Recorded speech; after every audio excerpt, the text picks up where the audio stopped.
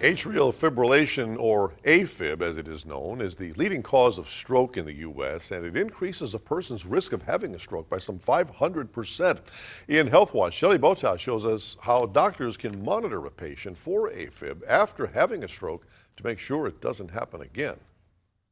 For Richard and Darlene Luca, family is everything. We have 6 wonderful kids. Family means a lot. The family could have lost Richard in February. She didn't want to lose me, I guess. I don't know.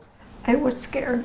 Darlene woke up in the middle of the night and noticed something was wrong. His right side was paralyzed. His eyes were rolling. Stroke like his, 90% of patients will not survive or will have a devastating outcome. The first responders suggested they go straight to the Certified Comprehensive Stroke Center at Aurora Baycare Medical Center. We really provide a full spectrum of care when it comes to stroke and hemorrhagic stroke. It means we're 24/7. We have all the team needed. Immediate care. I know you have to have immediate care when there's a stroke, and that was our best bet.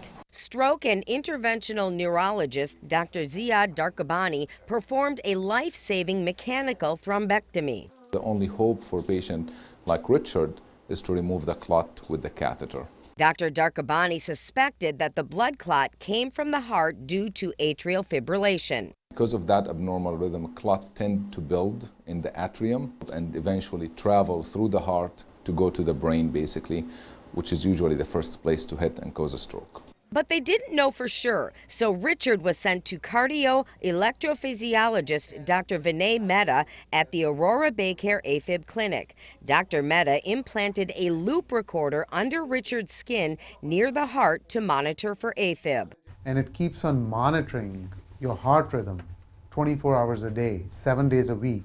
The remote monitor in the home automatically downloads Richard's heart rhythm information from the loop recorder and transmits it to the hospital. And what it can tell us is if your heart is going into an abnormal rhythm. Knowing what caused the clot and stroke will help determine treatment.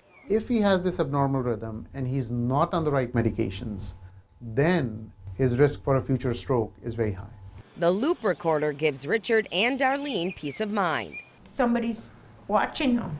They believe Dr. Darkabani saved Richard's life. I'm here. You look at the death notice. People younger than me die. And he feels lucky to have more time to spend with his family. Our life goes on. She's got me.